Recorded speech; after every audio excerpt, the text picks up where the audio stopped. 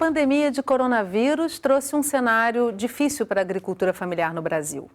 Não que antes fosse fácil competir com grandes produtores e o consumo cada vez mais predominante de alimentos processados. Mesmo diante dos desafios, a agricultura familiar já era responsável por 70% dos alimentos que chegam à mesa dos brasileiros.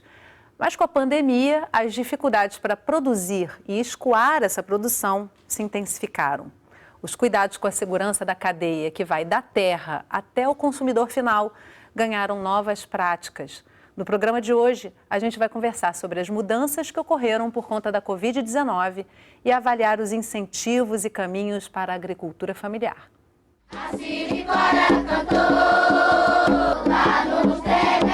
Eu ando na mata e sei todo o problema de remédio que serve para comer, para fazer remédio. A segurança alimentar e nutricional, ela está na sustentabilidade do território. Na hora da gente receber essas sementes foi bem diferente esse ano e por isso a gente teve prejuízo. Nesse tempo de Covid, a gente não para.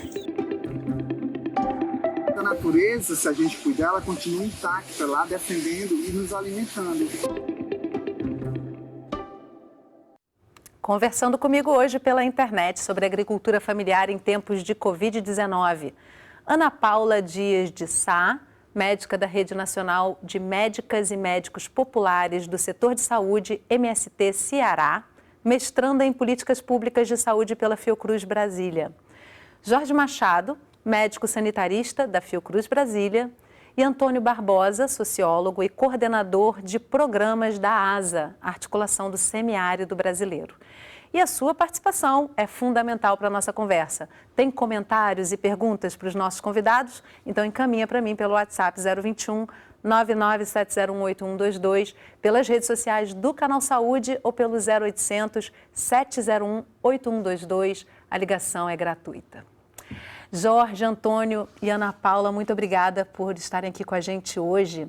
Jorge, eu queria começar trazendo um dos motivos pelos quais a gente resolveu trazer essa pauta novamente para o Sala de Convidados, que foi um evento recente realizado pela Fiocruz Brasília, em parceria com a ASA, que trouxe realmente a discussão sobre proposições, sobre soluções nesse momento de pandemia para a agricultura familiar. Queria que você falasse brevemente sobre esse evento e qual é a importância de trazer esse agricultor para perto do meio acadêmico e discutir soluções, ainda mais num momento como esse. Bom dia a todos.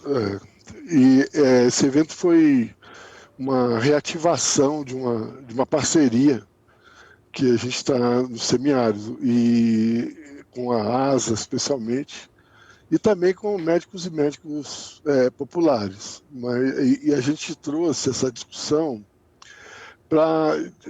fazendo uma analogia do que a gente já estava trabalhando com o manejo das águas, saneamento e promoção da saúde nos territórios. E aí pensou um formato de debates e ativação de grupos, que a ASA tem uma capilaridade muito grande, né, na região, com esse contato direto com agricultores, para trabalhar, como a gente trabalhava o caminho das águas, como manejo dessas águas e fazendo vigilância popular de saúde ambiental da qualidade da água e do uso de barreiras sanitárias com a água, a gente pensou também no caminho dos alimentos e como uma forma de fazer essa ligação entre a promoção da saúde, o aumento da capilaridade dessa promoção da saúde, da vigilância, a partir da ativação dessa rede sobre essa reflexão do caminho dos alimentos e tentando trazer o SUS com a sua potencialidade de capilaridade, com agentes de saúde e também com as iniciativas populares que fazem essa ligação entre segurança alimentar, produção de alimentos e vigilância da saúde em tempos de pandemia. Vamos trazendo as pautas desse evento ao longo do programa, porque realmente, com certeza, muitas discussões importantes foram colocadas ali, né, Ana Paula? Qual a importância também da gente observar a presença da liderança e o SUS? Ou seja, muita gente pensa que o SUS é só o tratamento das doenças, né? Mas na hora que a gente vê realmente o SUS dentro desses territórios no semiárido e essa discussão sendo colocada juntamente com pessoas que atuam no SUS nessas regiões, a gente percebe que é impossível ter saúde sem pensar em toda essa cadeia, né? Como é que está sendo hoje a presença do SUS nesses territórios e qual é a importância de se trazer a liderança para se discutir a promoção da saúde nesse momento? Oi, bom dia a todos. Então, a gente tem um cenário, muitas vezes a gente descobre soluções em momentos de crise intensa, né? Então, hoje o SUS, ele tem passado por várias crises, né, num processo aí de desmonte, desde da aprovação da emenda, né, que congelou o orçamento por 20 anos, desde a saída do Mais Médicos, que até hoje não foram recolocados, né, todos os postos. Então, isso foi muito fortemente sentido nos nossos territórios do campo, né, que eram áreas que já tinham uma certa dificuldade de assistência profissional, principalmente médica, né, e que volta a ter esse cenário. E aí, mais do que nunca, fica evidenciada a necessidade de trabalhar a promoção e a prevenção, né? Não basta aguardar o momento da doença e atuar, porque é aí onde já está a fragilidade do sistema nesses territórios, né? A questão da atenção secundária e terciária nos municípios mais do interior, isso falando aqui, né, do cenário do Ceará, é onde tem mais fragilidade. Então, se a gente não se antecipa a esses quadros, a gente vai justamente depender de uma estrutura que é frágil, né? Então, mais do que nunca é necessário se fazer a promoção, se fazer a prevenção, e é interessante quando se juntam, né, esses trabalhadores do SUS e a comunidade, porque a comunidade ela passa a enxergar muitas vezes a solução que o profissional, né, vem às vezes com um modelo que já vem é um problema, né, que nós reconhecemos, assim, um modelo único para todo o país, que é um país tão diverso, né? Aqui mesmo no estado, a gente tem uma comunidade litorânea que difere completamente das necessidades de uma comunidade que está no semiárido. Então, tem que repensar esse modelo de assistência, tem que repensar as estratégias, a comunicação com esses territórios. E isso tem sido uma experiência muito produtiva do ponto de vista da interação da comunidade, tendo que se posicionar para fazer esse arranjo de promoção e de prevenção nesse momento de pandemia, em que o sistema sozinho não foi possível, né, de atender a todas essas diversidades, a todas essas necessidades que os territórios historicamente já apresentavam. Não tem como dar conta, né, Ana Paula? Precisa realmente articular. Antônio, queria que você trouxesse para a gente como é que a ASA atua nesse momento, complementando até o que o Jorge trouxe sobre o evento e as proposições. A ASA já atua em algumas dimensões aí, com algumas proposições no semiárido para poder solucionar alguns problemas, desde a produção e manutenção dessa produção até a entrega desses alimentos, né? A escoar essa produção. Não, verdade, Yasmin. Eu acho que para ajudar para quem está nos assistindo, acho que uma informação importante é a gente olhar um pouco e entender como é que é o semiárido brasileiro. Nós estamos falando do meio rural, é importante dizer isso, estamos falando de agricultores e agricultoras. No semiárido vivem 9 milhões e meio de pessoas, ou seja, 9,5 milhões de pessoas, é um grupo muito grande. Quando a gente olha para todas as regiões do Brasil, essa é a região que mora mais pessoas, porque se a gente olha para a agricultura familiar do Nordeste, que o semiárido é para além do Nordeste, com certeza, tem Minas, mas quando a gente olha para a agricultura familiar do Nordeste, de cada 10 pessoas que vivem no campo, 5 estão no Nordeste e estão na agricultura familiar. O semiárido tem a segunda maior população indígena do Brasil, então depois da região norte, essa população está no semiárido. Nós temos a maior população quilombola, aí pouco perto de 80% da população quilombola vive nessa região. Nós temos aí 1.700.000 famílias que vivem no meio rural. Esses números são importantes para a gente entender, e a ASA trabalha muito com eles, para dizer o seguinte: nós lançamos a ASA em 99, lançou a ideia de fazer um programa chamado 1 milhão de cisternas. A gente entendia que naquele período as famílias não tinham água para nada. E o semiárido é uma região que não tem rio perene, né? Ou seja, os rios aqui são temporários. Tem rio quando chove, ou seja, o único rio que passa pelo semiárido que tem água o tempo todo é o São Francisco, e passa por um pedaço pequeno do semiárido. Então, o semiárido é uma região que necessita, sobretudo, de água. E hoje a gente tem, então, dessas famílias, a gente tem aí 1.100.000 famílias que têm água no semiárido, água de beber, cisterna. Mas a gente ainda tem 350.000 famílias que não têm cisterna, que não têm água de jeito nenhum. Significa dizer muitas pessoas que não têm água nem para beber. Como é que essas pessoas vão lavar as mãos? Como é que essas pessoas vão fazer os seus asseios? Como é que essas pessoas... Então, a água ainda é um tema muito forte no semiárido. E aí, infelizmente, o que a gente tem é a paralisação dessa ação da construção de cisternas no semiárido. Quando a gente olha para a produção, né, o semiárido também, possivelmente hoje o semiárido é uma das regiões que mais produz de forma sustentável alimentos saudáveis pela agricultura familiar também, e isso está no semiárido. Nós temos aí 205 mil famílias hoje no semiárido que tem água para produção. Esse número está dentro daquelas 110, 1.100.000. E essas famílias estão produzindo, né? E nós tivemos um outro elemento que eu acho que é importante, um número ainda importante para trazer para esse debate, é que no semiárido não chovia, certo? Ou seja, a gente estava num período de estiagem, de seca, uma seca muito grande, a maior seca, inclusive, dos últimos 500 anos, só para a gente entender. Essa seca começou ali em 2009, 2010, e não chovia como choveu esse ano até o ano passado. Então, esse ano choveu o equivalente ao que choveu em 2009. Então, os agricultores do semiárido estão super felizes porque choveu, aí você vai para o campo, vai para a roça, vai plantar, tem água para os seus animais, né? Tem água...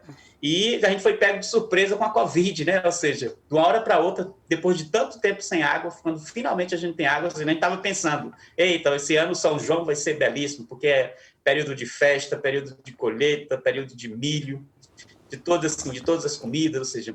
E a gente foi pego de surpresa. Então, o semiárido é uma região rica, diversa, bonita, mas é uma região que precisa de cuidados, que precisa de água, né? É uma região que tem, inclusive, uma relação muito interessante com suas sementes, né? Com suas sementes crioulas, com seus animais, Sim. com sua produção. Então, esse é o semiárido diverso que a gente tem hoje. E a gente recebeu um material muito bonito de agricultores da região do semiárido, que a gente aproveitou para fazer duas reportagens. Eu quero mostrar aqui a primeira para a gente justamente já começar, Antônio, a trazer esses exemplos, né? Porque é muito bonito de ver a relação com a terra que esses agricultores têm, sobretudo nessa região, lidando com tantas dificuldades, inclusive as climáticas, né? Exemplos de adaptações e soluções vão surgindo. Agora nós vamos direto para Fornos, no Piauí, conhecer a Dona Francisca e a Casa da Semente. No semiárido, o verde toma conta da terra. É poesia, vida que brota da semente.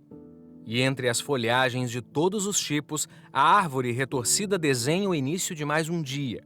É na comunidade de Fornos, na Chapada do Mocambo, no Piauí, que fica a Casa das Sementes. Quem fala com a gente é a Dona Maria Francisca, líder comunitária nascida e criada na roça. Eu já acostumei nessa luta, só me aquieto de noite, trabalhando.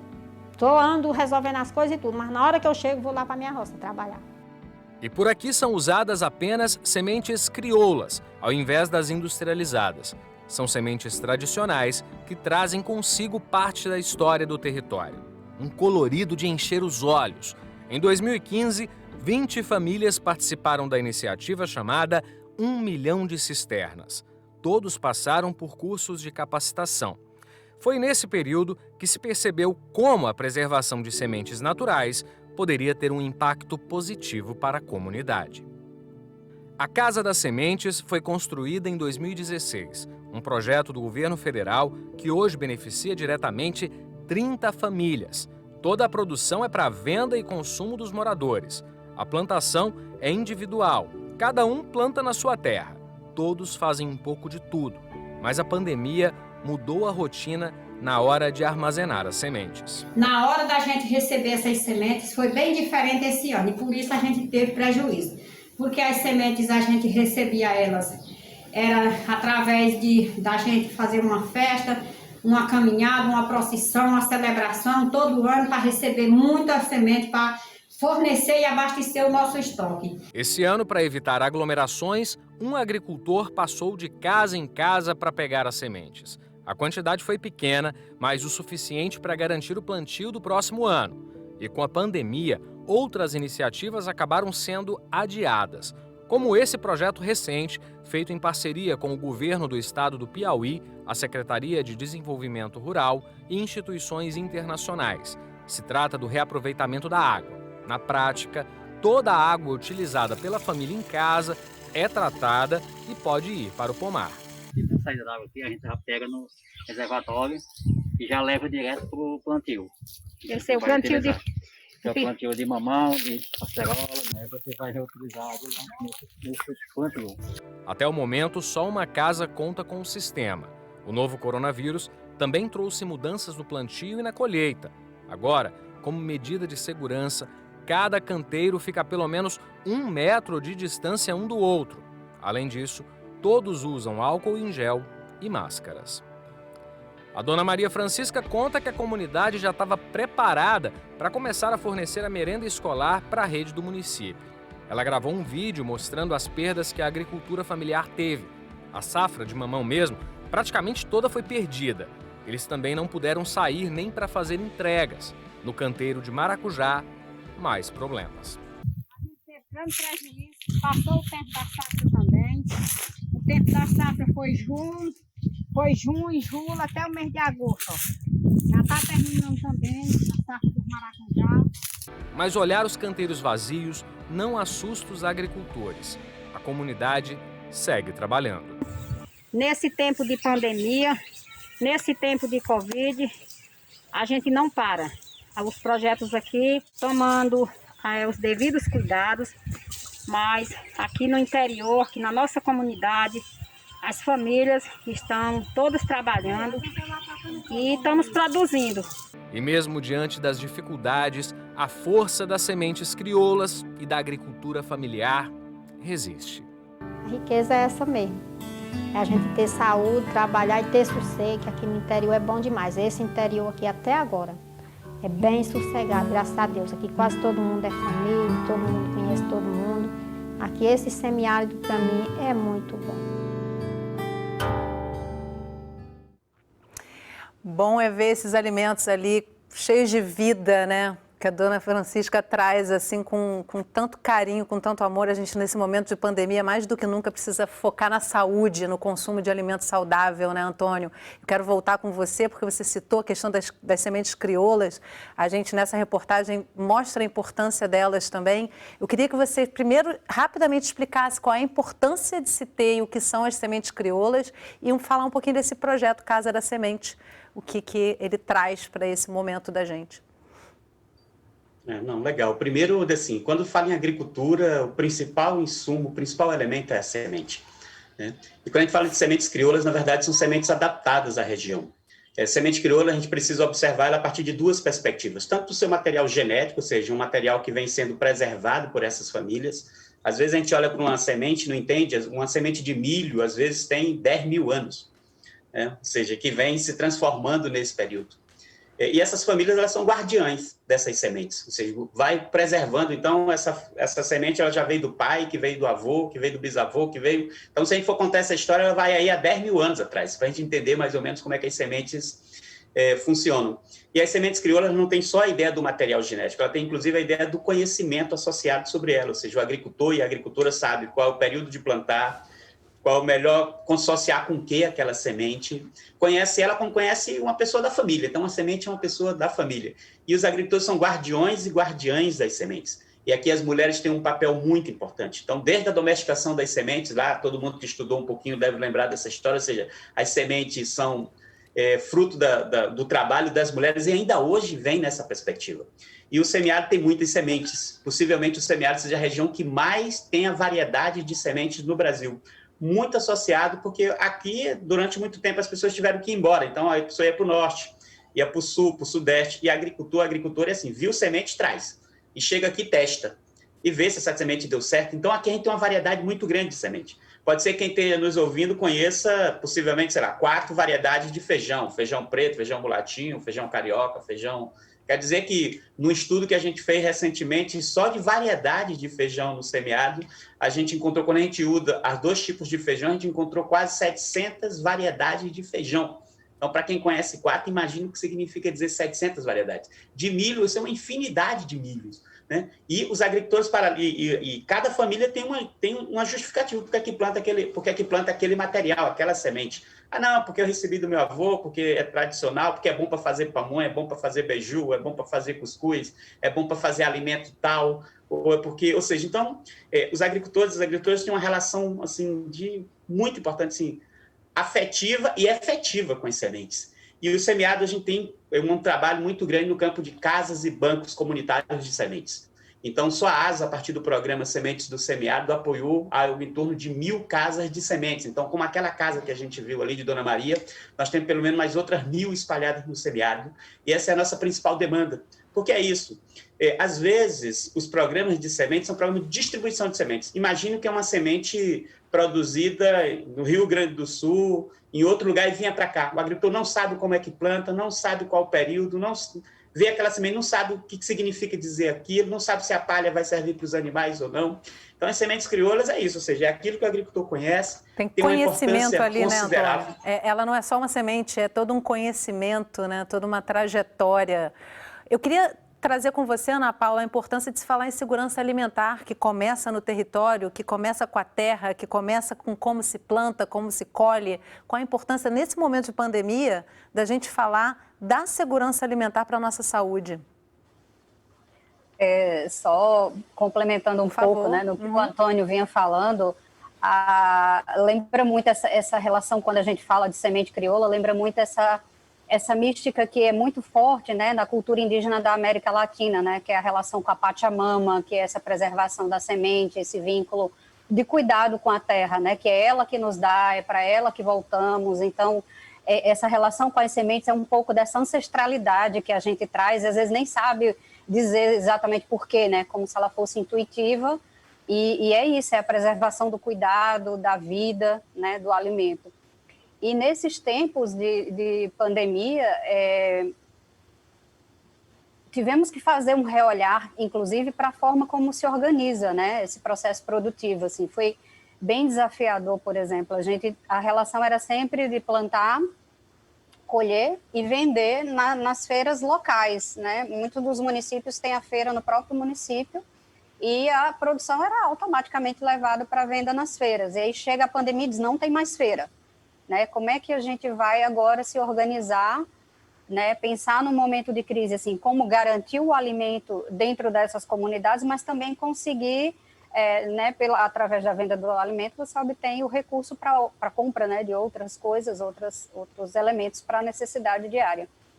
E aí veio a tecnologia, né? Veio um modo novo de fazer a produção chegar à mesa de todo mundo, que tem sido os meios eletrônicos, né? Cresceram muito essas feiras a partir dos sites, a partir de grupos de WhatsApp, e aí o pessoal foi montando cestas para garantir uma diversidade mínima de alimentos nessas cestas. E aí é interessante como isso reeduca também o processo alimentar, né? Porque se você antes consumia 3 tipos de vegetais e sementes e grãos, com a cesta tenta equilibrar, porque pelo menos aqui no Ceará a gente monta tentando equilibrar a quantidade de hortaliça com a quantidade de... vinculando o que o que complementa a alimentação, mas também vinculando o que tem disponível. E, interessantemente, isso também uniu mais, né? O agricultor que a gente nem tinha contato, que estava num lugar mais afastado, no caso de Fortaleza, a gente passou a ter contato, passou a reconhecer, e nesse contato também com o meio urbano, de trazer mais a realidade deles. Então, a gente procura mandar vídeos do pessoal plantando, do pessoal colhendo, dizendo, olha, a sua batata está vindo, aí a gente lança um videozinho mostrando o seu José. Então, eles se sentem muito empoderados, assim, de estar mostrando onde é que ele planta, né? Quando a gente falou, olha, é interessante mostrar, eles, mas eu estou só plantando batata, qual é a graça, né? Não, mas é isso, é trazer esse ressignificado para o meio urbano, de olhar e dizer, eu sei de onde vem a batata, eu sei de onde vem o mel que eu estou comprando. Isso é maravilhoso, né, Ana Paula? Porque é exatamente você consumir direto com quem está produzindo. Isso é maravilhoso, né, Jorge? Já ia trazer para você também essa questão. Só que eu estava... Essa questão, Yasmin, dos caminhos, né? Essa conexão dos caminhos. A gente estava trabalhando essa ideia do caminho das águas, do caminho dos alimentos, e aí essa conexão com a epidemia, com a pandemia, né? Ela traz essa clareza, que reconecta, e a gente passa a observar de uma forma mais assim, com um olhar, tanto da segurança alimentar, né, para produzir uma segurança alimentar, e também para produzir um cuidado. Essa conexão também de temáticas, cuidado e dentro da segurança alimentar com a pandemia, a gente percebe também essa dinâmica da própria epidemia, né? Da gente traçar barreiras para bloquear algumas rotas de contágio, né? De perceber essas rotas como momentos também de aplicação de intervenção ligada à vigilância sanitária. Então, e aí essa confluência de temas traz, né, para a atenção básica, para a vigilância em saúde, uma ação do território e sobre a discussão da segurança alimentar. Então, também esse significado das sementes, da crioula, dessa cultura alimentar, passa a ter uma maior importância também, fica uma maior visibilidade. Né? Você vê a dona Francisca, quando ela fala assim, tive um prejuízo com a pandemia. Né? O que significa esse prejuízo? Né? É que não tem o ritual da distribuição da semente.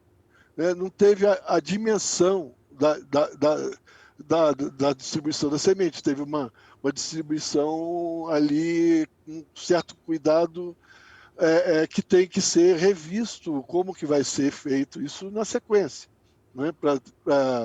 E ressignificar. E aí o próprio produto depois ele vai ter uma maior potencialidade de distribuição, então ele vai ter um outro momento, outro significado também. Se transformando também, né? Eu acho que a forma como se dá todo esse processo acaba sendo obrigada a ser transformada, né, Jorge? Agora, eu queria, antes de encerrar esse bloco, eu estou com uma participação aqui da nossa audiência, aliás, uma pergunta do Magno Martins. O Magno está sempre participando com a gente. Obrigada, Magno, está sempre enriquecendo aqui as nossas conversas no Sala de Convidados. Ele pergunta por que os alimentos orgânicos são mais caros, Antônio. Você acha que a gente consegue responder isso rapidinho para a gente fechar esse bloco? É simples responder isso? Não, é simples. Eu acho que, primeiro assim, a gente precisa diferenciar o que é orgânico e o que é agroecológico. Nem tudo que é orgânico é agroecológico. Então, quando você olha para os agricultores, sobretudo a agricultura familiar, quando a gente olha para o semiárido, essa realidade muito mais está associada ao que não é agroecológico. Os agricultores produzem de forma agroecológica, produzem de forma... E isso significa dizer, sem veneno, respeitando a natureza, mas produzindo de forma diversa, produzindo... Então, essa faz parte da cultura. Mas existe um nicho de mercado, que é um nicho de mercado agroecológico, tem pessoas orgânicas, pessoas que produzem, na verdade, de forma orgânica, e aí que para esse tipo de produção, às vezes, os insumos são mais caros, e não significa dizer que seja agroecológico, e isso, assim, o que precisa avaliar o que significa dizer mais caro também, né? Porque, às vezes, a gente só olha o alimento, mas quando a gente olha o que não é orgânico, o que não é agroecológico produz, ou seja, os impactos que ele leva para a saúde. Então, quando você soma isso, você vai ver que ele termina sendo mais barato.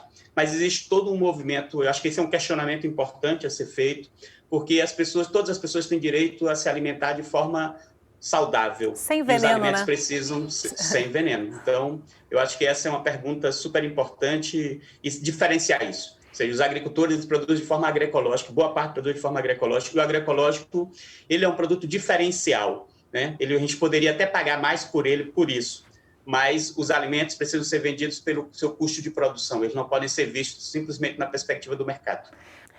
No próximo bloco, barreiras para evitar a chegada da pandemia à comunidade.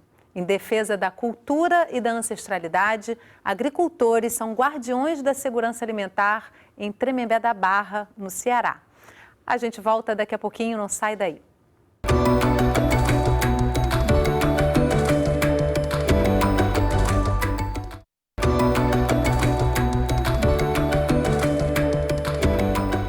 A Sala de Convidados está de volta conversando sobre agricultura familiar em tempos de Covid-19. Comigo, via internet, Ana Paula Dias de Sá, médica da Rede Nacional de Médicas e Médicos Populares do Setor de Saúde, MST Ceará, e mestranda em Políticas Públicas de Saúde pela Fiocruz Brasília. Jorge Machado, médico sanitarista da Fiocruz Brasília, e Antônio Barbosa, sociólogo e coordenador de programas da ASA, Articulação do Semiárido Brasileiro.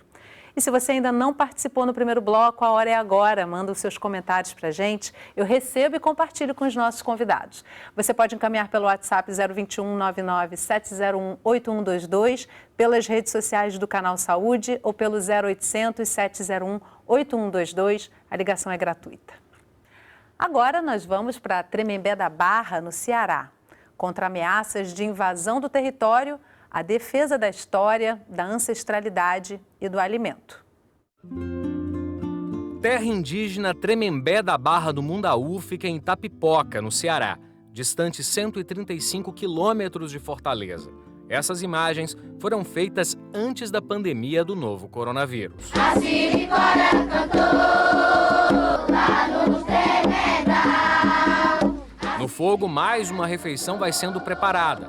Alimento que carrega o sabor, a força, a história e a ancestralidade de um povo. Eu ando na mata e sei todo o problema de remédio que serve para comer, para fazer remédio. Eu saio no mato prestando atenção aqui e acolá, onde é que tem um pau, para eu poder prestar atenção para tirar a casca daquele pau para fazer a garrafada. O Matheus conta que há 2 anos decidiu sair da aldeia e ir estudar agronomia. No ano passado, ele participou de um edital para a valorização da cultura alimentar cearense.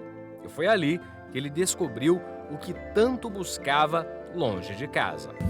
E descobri que a segurança alimentar e nutricional, ela não está nos livros, ela não está no alimento industrializado, ela está na sustentabilidade do território, no aprender a plantar, no aprender a pescar, mas não aprender a respeitar a ciência sagrada.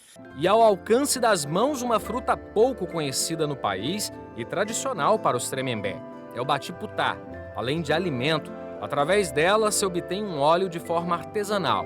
Os frutos maduros são pilados e cozidos. Quem usa o óleo garante que é um santo remédio. É um remédio muito bom, né? Que a gente tem muita fé, serve para tudo. Que a gente, para garganta, qualquer coisa que a gente tem de ferimento, né? Bota em cima. No instante a pessoa melhora, né? Atento à sabedoria dos mais velhos, Matheus passou a fazer uma pesquisa sobre o óleo de batiputá feito pelos Tremembé. Então eu ouvi no batiputá essa possibilidade de trabalhar a identidade da cultura alimentar, porque ele é um óleo especial, um óleo feito de uma fruta nativa do território, uma fruta difícil de ser encontrada em outro e algo que identificava toda a luta que a gente faz pela terra. Segundo Jerônimo Vilas Boas, mentor do projeto, produzir o óleo e comercializá-lo é fazer a junção de 2 importantes fatores: a preservação da cultura tradicional e do ecossistema. Eu acredito muito que fortalecer a cadeia do batiputá é uma forma de fortalecer os Tremembé, que são guardiões dessa terra. É uma forma de conservar a planta, que é a matéria-prima, que é nativa daqui. Eu entendi que a cultura alimentar ela não é somente um óleo, né? Não era somente o óleo do batiputá. Ela era o aratum, ela era o caranguejo, ela era o siri, ela era todas essas frutas existentes na mata nativa, que era o guajiru, era a panã. E em tempos de pandemia, proteger esse território e a identidade alimentar tem sido um desafio para os Tremembé.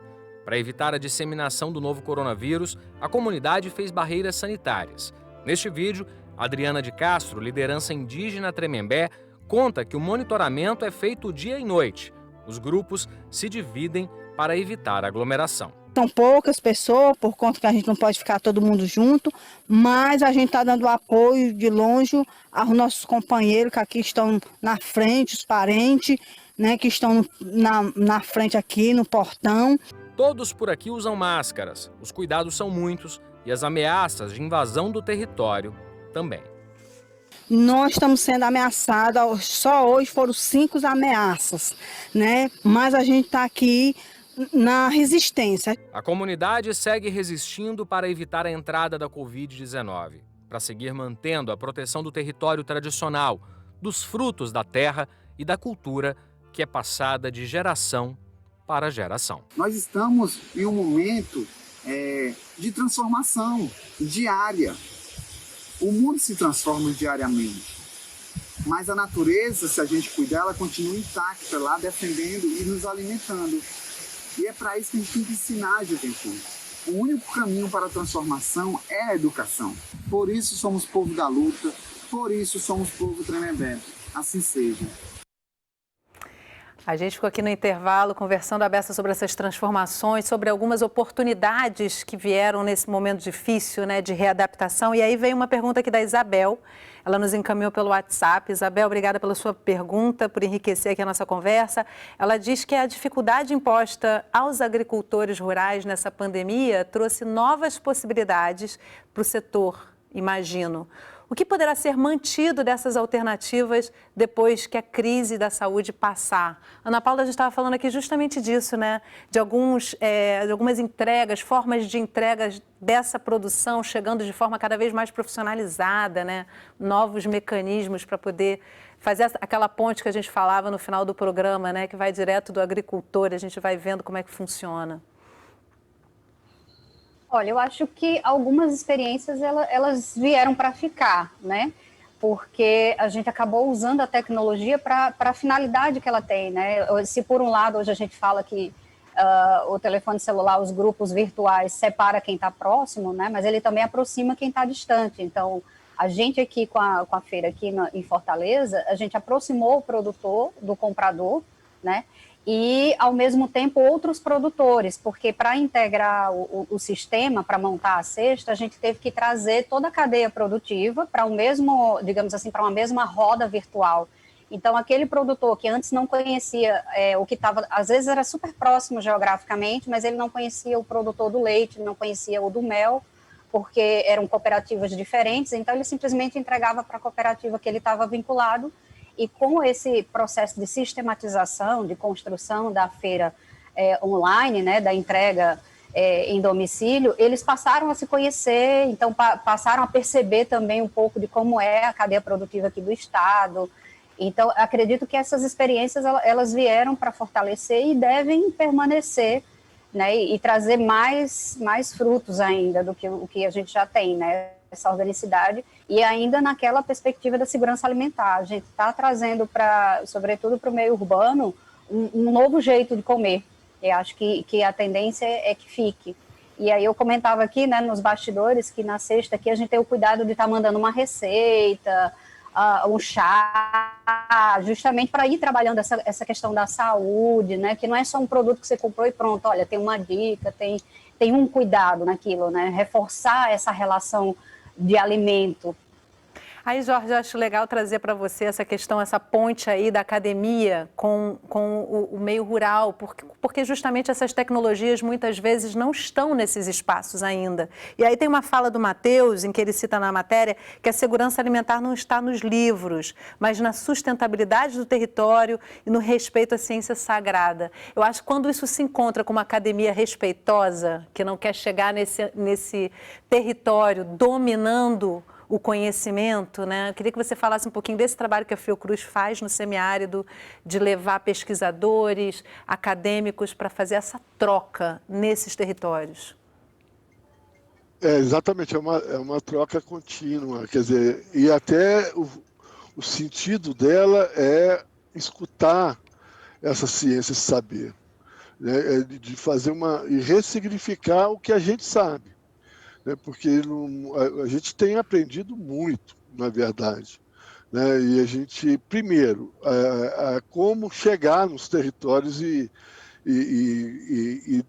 e captar essa fala, né? E, por exemplo, para o indígena, para os povos, né, do Tremembé, a fala é uma ação. Quer dizer, quando ele está falando, já é uma ação.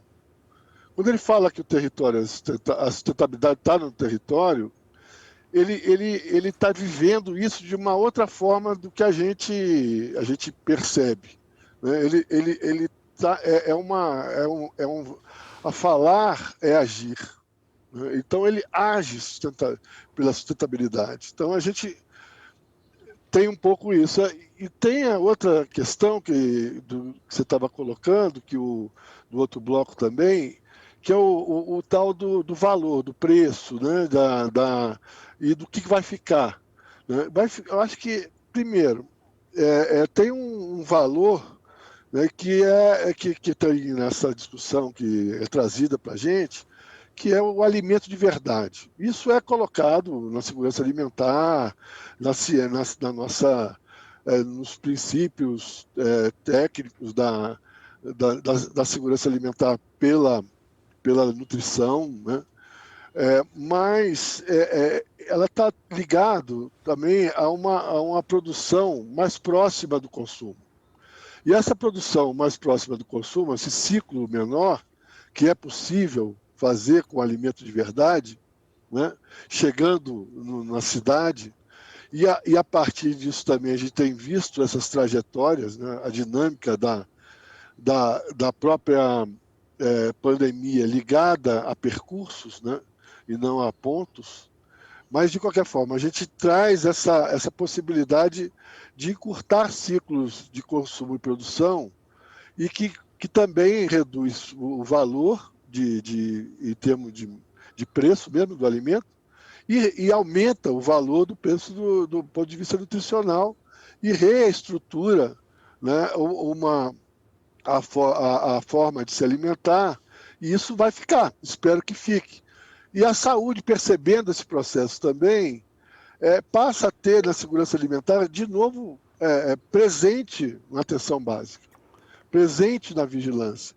Isso também depois a gente pode colocar um pouco melhor em outro bloco, mas isso tudo é fruto dessa crise e oportunidade desse momento. A gente vai desenvolver isso até em outros programas, porque a gente sempre traz essa pauta que é muito cara para a gente aqui no Canal Saúde, Jorge. Esse é o nosso segundo bloco, a gente daqui a pouco encaminha para o final do programa, mas vamos pontuando essas questões importantes aqui. Eu acho até que essa sua fala, queria trazer com o Antônio, a importância das políticas públicas e até com parcerias público-privado para poder reduzir custos, fazer chegar o alimento, como o Programa de Aquisição de Alimentos, o Programa Nacional de Alimentação Escolar. Como é que ficou isso nesse momento de pandemia, Antônio? Em que momento a gente levou um tempo para poder organizar isso e poder aplicar isso num momento de urgência como esse? Eu acho que esse é um tema assim, fundamental, Yasmin. Eu queria, talvez antes de comentar, eu vou comentar, Fica à vontade, só por favor. Fazer talvez um comentário em relação ao bloco anterior, porque eu acho que quem está nos vendo, quem está assistindo o programa, faz parte possivelmente de dois grupos no Brasil hoje. Hoje você tem um grupo de pessoas que estão acessando o alimento de verdade, que é isso que o Jorge estava falando, que acesso às cestas, que consomem, assim, tem acesso aos seus alimentos diretamente com os agricultores, tem muitos programas de entrega, e esse grupo, na verdade, está vendo que está comprando alimentos mais baratos do que comprava anteriormente. E tem um outro grupo que compra nos supermercados que está vendo que está comprando alimento mais caro. Ou seja, nós estamos fazendo alimentos com menor qualidade sendo vendido mais caro e alimentos de mais qualidade, ou seja, sendo vendido mais baratos. Então, isso é um convite, na verdade, para todo mundo que está vendo esse programa, para dizer, procure um grupo, procure uma lista, procure um grupo de agricultores e agricultoras e você vai ver como sua vida vai mudar, você vai começar a consumir, né, Antônio? Dá para experimentar hoje, você tem uma oferta tão grande de cestas chegando em vários lugares do Brasil, você pode experimentar uma numa semana, outra noutra, ver qual que funciona melhor, né? Isso, Yasmin, de forma geral, ou seja, entrega de alimentos, você via muito nas capitais, nas cidades grandes. Hoje, qualquer cidadezinha, por menor que seja, tem um grupo entregando, tem pessoas que são referências, acho que eu quero fazer esse convite. E a outra coisa é o que você falava, que eu acho que é importante que a gente entenda o seguinte.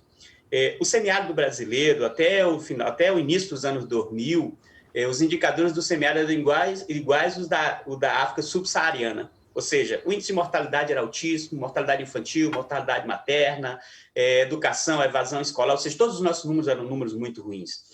Quando se começou a olhar para o semiárido numa outra perspectiva, ou seja, não mais no combate à seca, mas na perspectiva da convivência com o semiárido e apoiar essas famílias, ou seja, acessar água. Então, o semiárido brasileiro hoje tem o maior programa de água descentralizada do planeta, e algo que tem sido buscado, inclusive, pela própria região da África subsaariana, que acabou de lançar um programa chamado 1 milhão de cisternas no Sahel. Então, assim, o semiárido mudou muito. Os nossos indicadores são iguais aos indicadores do Brasil, de forma geral, em relação a quase todos os números, mas a gente está ficando para trás, novamente. Quando a gente olha para a perspectiva das políticas públicas, elas pararam. Assim, Ana Paula falava da questão do Mais Médico, assim, que saiu, mas a gente perdeu várias outras. Hoje o programa 1 milhão de cisternas, que é um programa premiado, uma referência para a ONU, ele está parado, não existe financiamento mais nesse campo. A ação de produção de alimentos, ou seja, que tornou o semiárido um dos grandes produtores, também está parado. A ação de cisterna nas escolas está parada, a ação de aquisição de alimentos, o PAA, quase que não tem mais recursos, a ação do PENAI, ou seja, de alimentação escolar, também vive uma crise. Nós tivemos aí um esforço muito grande das organizações, né, da Articulação Nacional de Agroecologia, que coordenou esse processo, mas de todos os movimentos, no sentido de construir uma lei, né, que valorizasse a agricultura familiar. Agora, nesse período, essa lei ela foi aprovada por unanimidade na Câmara, ela foi aprovada novamente no Senado, ou seja, ganhou o nome, inclusive, de um parlamentar lá do Piauí, que era Assis Carvalho. Essa lei ela foi vetada pelo presidente da República, pelo Bolsonaro, e agora nós estamos discutindo a possibilidade de derrubada do veto, estamos cobrando, inclusive, o Congresso Nacional que derrube esse veto. Ou seja, hoje as políticas para a convivência com o semiárido elas não existem mais, não na perspectiva da política pública. Tem todo um diálogo aí, inclusive com o consórcio de governadores. O seu Nordeste está vivendo um momento interessante, importante, onde as pessoas, assim, comitê científico, né, para olhar, para ver as temáticas, consórcio de governadores, fórum de secretários, no sentido de retomar essas ações, porque elas são primordiais, ou seja, a gente conseguiu, hoje, com a ação de convivência com o semiárido, você gasta muito menos do que você gastava com as políticas da seca, que não resolvia problema nenhum. Então, o semiárido hoje é um dos lugares onde as pessoas estão voltando. Quando a gente olha, possivelmente vocês já devem ter abordado essa situação em programas anteriores, quando chegou a pandemia, as pessoas que estavam no sul, no sudeste, estavam longe das suas casas, o que elas fizeram? Elas voltaram para o semiárido. Elas voltaram para o Nordeste porque são um lugar seguro, é um lugar onde as pessoas se sentem confortáveis.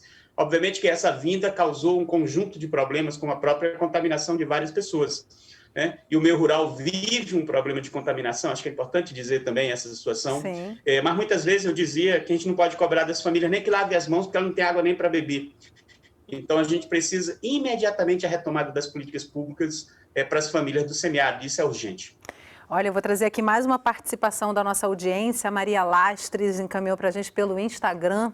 Desde que começou a pandemia, só compro cestas de orgânicos que entregam em casa. Mas às vezes acho que a quarentena gourmetizou ainda mais esse meio de campo com o produtor. O que vocês acham? Como fazer para que não seja só uma troca de atravessador? Obrigada, Maria, pela sua contribuição aqui para a nossa conversa. Ana Paula, Jorge, Antônio, o que vocês acham?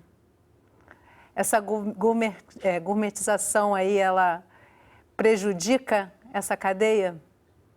Encarece, talvez, né? Eu acho que depende muito da fonte também, né, que está sendo recebida. Porque, por exemplo, aqui na minha região, tem alguns sítios que são agricultores familiares, mas que não estão vinculados a nenhuma organização. Então, são sítios, grupos que a finalidade é entregar. Então, às vezes vem uns produtos, né, a embalagem um pouco mais, porque aí eles acabam entrando um pouco naquela ideia de competir com o que tem no mercado, né? Então tentar, como ela diz, né, gourmetizar um pouco alguns produtos e com isso acaba encarecendo, né? E aí depende muito da fonte, de onde está vindo essa cesta. Por isso que é interessante essa relação de onde ela vem, quem é que está fazendo, porque a cada um vai ter um objetivo diferente, assim. A gente que lida também com cestas vindas de produtores que estão organizados em alguns movimentos, aqui no Ceará é muito forte a cesta que é feita pelo MST, então ele não tem tanto esse interesse, né? O interesse maior é a defesa da soberania, né, alimentar e dessa questão mesmo de que da saúde, né? Pensar em melhorar a alimentação, fazer esse vínculo com o meio urbano para que ele entenda, né? E através disso possa se apropriar mais do debate da reforma agrária, porque fica parecendo que a reforma agrária é uma coisa de campo e que não tem nada a ver com a cidade. Mas quando a cidade passa a consumir esse produto que vem desse trabalhador, ele passa também a entender que essa luta é necessária. A reforma agrária é estruturante para que haja.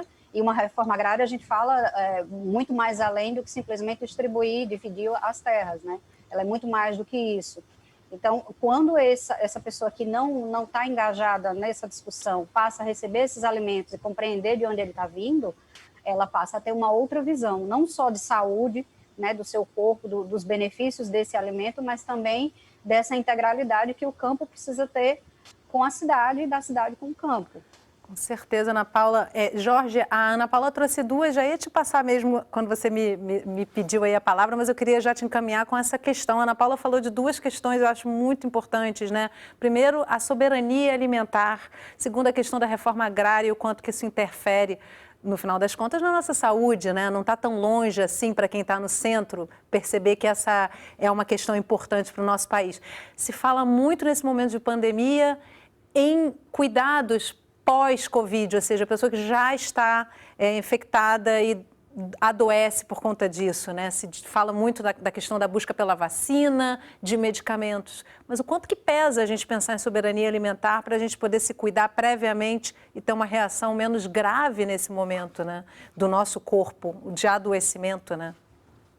Eu não sei falar exatamente mais tecnicamente, mas a questão é a propriedade da terra, né? Você tem uma pressão na agricultura familiar muito grande em relação ao agronegócio, a grandes propriedades, produtoras de monocultura, commodities agrícolas, que fazem uma pressão muito grande, negativa, né? Positiva em termos de produzir um constrangimento da permanência da agricultura familiar, e com agroecologia, com o excesso de uso, especialmente da água, né? O agro-hidro-negócio, ele pressiona muito a agricultura familiar. Isso quer dizer que a terra está dentro é o fator mais importante da determinação social da saúde relacionada à soberania alimentar. Quer dizer, o uso da terra, como que se distribui. E a política hoje do Brasil de fundiária, ela é muito tende ao agronegócio e a essa concentração da terra. Então essa é uma ameaça muito grande à saúde, a promoção do que a gente está falando aqui, né? A questão da gourmetização é um nicho de mercado, mas o que a gente está falando aqui é outra história, é outra dimensão dessa segurança alimentar e da soberania alimentar. E isso é uma ameaça para a população brasileira. Hoje a gente entrou num ciclo de estar de novo no mapa da fome.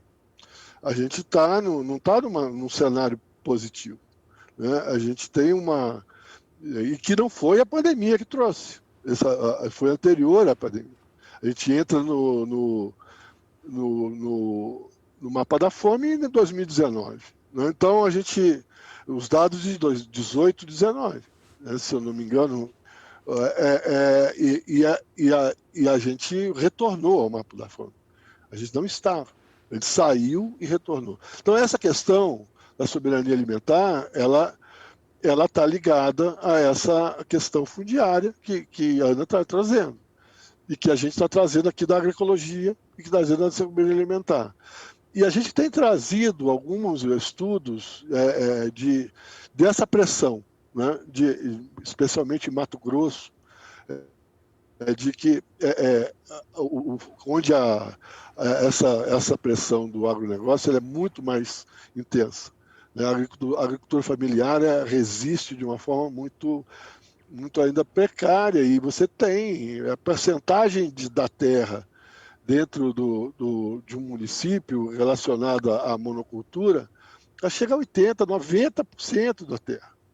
Então você produz todas as outras coisas, né? Todos os outros alimentos, os alimentos de verdade, o leite, né? Interrupção da cadeia de leite, porque a vaca perde a produção, perde a produtividade pela pressão em termos de contaminação de mananciais e também por agrotóxicos de todo jeito, né? É uma contaminação sistêmica, e aí você perde até a cadeia produtiva do leite, né? Você perde os laticínios, então você começa a ter essas longas cadeias, longos percursos entre consumidor e produtor. Então essa é a ameaça geral, né? Isso é um modelo que a gente tem que estar construindo as suas alternativas, inclusive. Essa é talvez a questão mais central. E isso gera a promoção da saúde, né? E aí, finalizando, né? E essa promoção da saúde é de interesse da nossa saúde, do sistema de saúde. E o sistema de saúde não tem visto, não tem trabalhado essa intersetorialização da sua intervenção. E a pandemia tem trazido isso muito claramente. Impõe essa discussão, né, Jorge? Eu acho que a pandemia impõe essa discussão de se perceber que não é no final da cadeia, quando a pessoa já está adoecida, que a gente vai buscar essa saúde, né? Só para terminar uma coisa, Yasmin, a coisa também desses bloqueios, né, dos territórios livres. Os consórcios do Nordeste, ele pregava isso, de produzir territórios livres da pandemia. E ainda é possível fazer. Embora esteja nesse momento uma disseminação no interior, ainda a gente vai ter a necessidade de produzir territórios livres. Dá para reduzir circulação e produzir territórios livres. Eu acho que esse é o momento, inclusive, ligado a a segurança alimentar. Que impacta todos nós, né, Jorge? Assim, infelizmente, eu preciso encerrar o programa. Perdão, por favor. Porque é a cadeia alimentar que foi uma das como é que se chama? Das atividades essenciais. Sim, né? Com certeza. Perceber isso enquanto cadeia, né, Jorge? E assim, eu acho que você falou uma coisa muito importante, que acho que é boa para a gente finalizar o programa, que é a comida de verdade, né? A gente precisa voltar a comer comida de verdade. Isso, sem dúvida nenhuma, ninguém vai negar que proporciona uma vida mais saudável, proporciona toda uma cadeia de acontecimentos que só pode fazer o Brasil ficar mais rico, com uma população mais saudável e com um bem-estar social muito maior. Tudo isso passa pela agricultura familiar, não tem como negar. Quero agradecer muito a vocês por estarem aqui com a gente hoje, trazendo essas reflexões. Lógico que o assunto não se esgota, precisaremos de outros programas para discutir todas essas questões, mas muito obrigada realmente por terem trazido vários desses aspectos para a gente conversando aqui hoje. Obrigada, Jorge, Antônio e Ana Paula. Desculpe atrapalhar o... De jeito nenhum, Jorge, foi muito rico, muito obrigada. E obrigada a você que acompanhou o programa de hoje. Se você quiser rever, baixar ou compartilhar esse programa, entra no site do Canal Saúde. Lá você encontra todos os nossos programas. Se puder, fique em casa e eu encontro você na próxima semana. Até lá.